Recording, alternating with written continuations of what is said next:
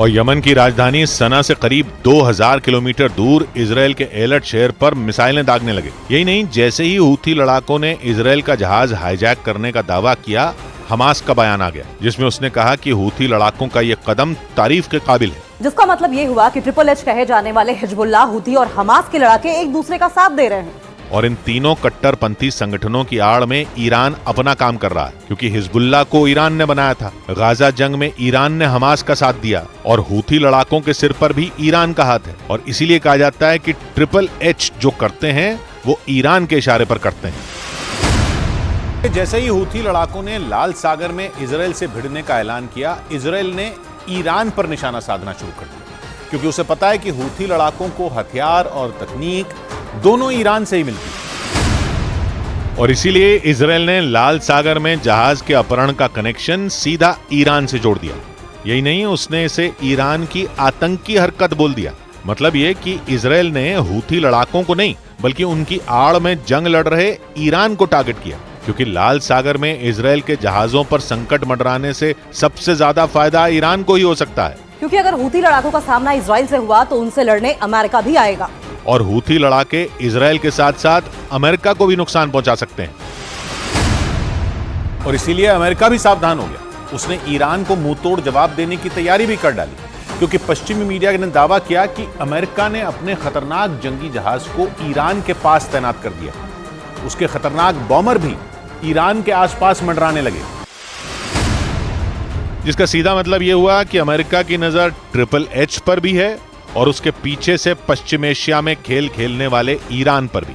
और इसीलिए अमेरिका का खतरनाक जंगी जहाज ईरान के पास ओमान की खाड़ी में पहुंच चुका है और ईरान की सीमा से केवल 300 किलोमीटर दूर खड़ा है।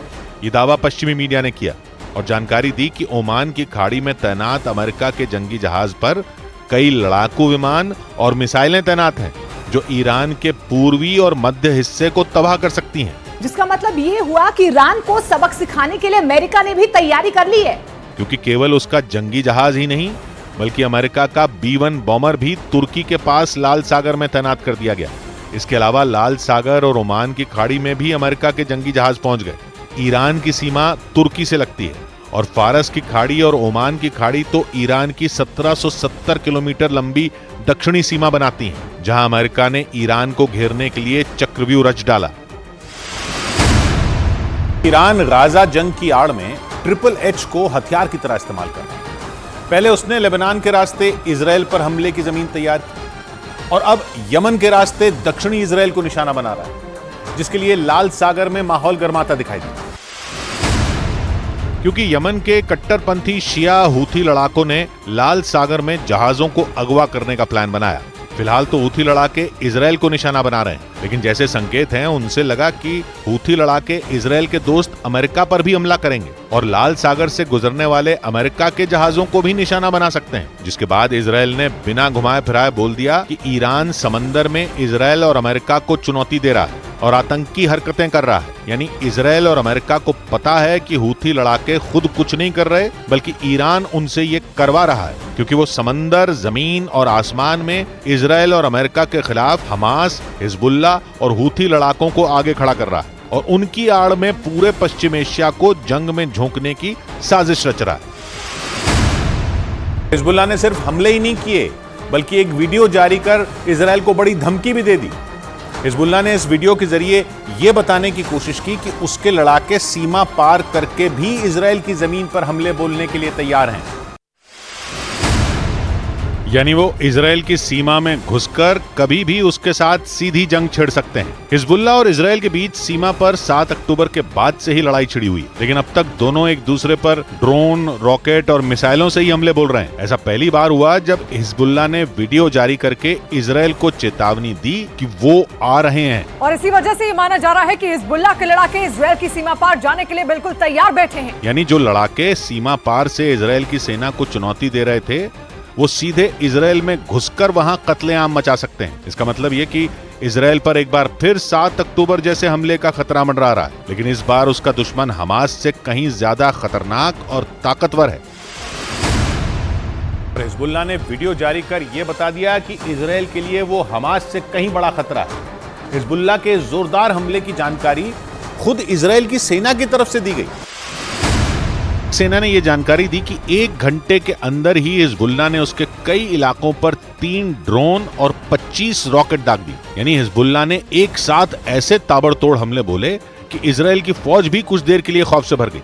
हालांकि इजराइल की सेना ने तुरंत पलटवार शुरू किया और लेबनान की तरफ से दागे गए तीनों ड्रोन को मार गिराने का दावा किया। हालांकि हिजबुल्लाह की तरफ से दागे गए 25 रॉकेट में कुछ इजराइल के इलाकों तक पहुंचने में कामयाब हो गए, लेकिन इजराइल ने दावा किया कि वो ऐसे इलाकों में गिरे जिनसे कोई बड़ा नुकसान नहीं हुआ। यानी इस बार इजराइल ने हिजबुल्लाह के हमले को पूरी तरह नाकाम कर दिया। लेकिन माना जा रहा है कि इजराइल के लिए खतरा टलने वाला नहीं है, क्योंकि हिजबुल्लाह अपने ठिकानों पर हुए इजराइल के हमले से बुरी तरह बौखलाया हुआ है। हिजबुल्लाह के हमलों से पहले इजराइल की सेना ने दक्षिणी लेबनान पर एयर स्ट्राइक कर वहां तबाही मचा दी, जिससे भड़का हिजबुल्लाह अब युद्ध का नया मोर्चा खोलने की तैयारी में जुट गया ताकि वो इजराइल के हमलों का बदला ले सके। क्योंकि इजराइल की सेना ने दक्षिणी लेबनान में अपनी खतरनाक मिसाइलें दागकर वहां बने एल्यूमिनियम प्लांट को तबाह कर दिया। बताया गया कि इजराइल की फौज ने एल्यूमिनियम प्लांट पर ड्रोन के जरिए हमले किए, जिसके बाद वहां जोरदार धमाका हुआ और पूरा इलाका आग की लपटों से घिर गया।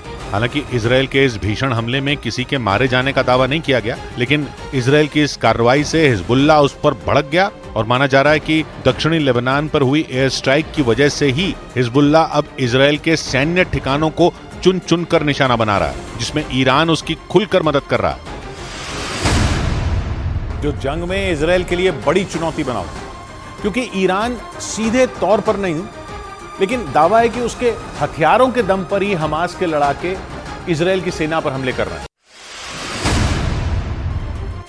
और दावा है कि हमास के साथ हिजबुल्लाह के लड़ाके भी ईरान के खतरनाक हथियारों का इस्तेमाल कर रहे हैं, जो इजराइल की सेना के लिए बड़ी मुसीबत बने हुए हैं। क्योंकि ईरान जंग में खुले तौर पर इजराइल का विरोध कर रहा है और माना जा रहा है कि वो इजराइल से सीधी जंग नहीं लड़ना चाहता, इसलिए ईरान उसके दुश्मनों यानी हमास और हिजबुल्लाह का मददगार बनकर उन्हें हथियारों की सप्लाई कर रहा है, जो इजराइल के लिए खतरा साबित हो सकता है। इसलिए इजराइल अपने दोस्त अमेरिका की मदद लेकर उसके ठिकानों पर हमले करवा रहा है, क्योंकि सिर्फ इजराइल ही नहीं बल्कि अमेरिका भी ईरान को अपना दुश्मन मानता है। अमेरिका की सेना ने तो कुछ दिनों पहले ही सीरिया में ईरान के चरमपंथी संगठनों के ठिकानों पर हमले करने का दावा किया था, क्योंकि 7 अक्टूबर को इजराइल पर हुए हमलों के 10 दिन बाद ही सीरिया में अमेरिका के सैन्य ठिकानों पर ईरान के चरमपंथी संगठन के लड़ाकों ने हमले कर दिए थे।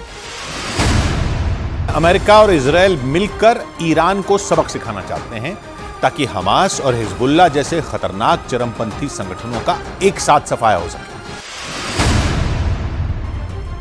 क्योंकि ईरान ही इन दोनों संगठनों को और ताकतवर बनाने में जुटा है और उन्हें मिटाना अमेरिका और इजराइल के लिए इतना आसान नहीं है। माना जा रहा है कि ईरान इजराइल और उसके समर्थन में आए देशों को जंग में उलझाए रखना चाहता है, इसलिए तो उसकी सेना की ब्रांच IRGC यानी Islamic revolutionary guard core Syria और इराक में अमेरिका के सैन्य अड्डों को निशाना बना रही है। और आरोप है कि इसमें ईरान के चरमपंथी संगठन के लड़ाकों का भी हाथ है। ऐसा इसलिए क्योंकि जंग में अमेरिका इजराइल के साथ खड़ा है और ईरान ये नहीं चाहता कि कोई भी देश इजराइल की ढाल बने, लेकिन इजराइल और अमेरिका भी पीछे नहीं हटना चाहते।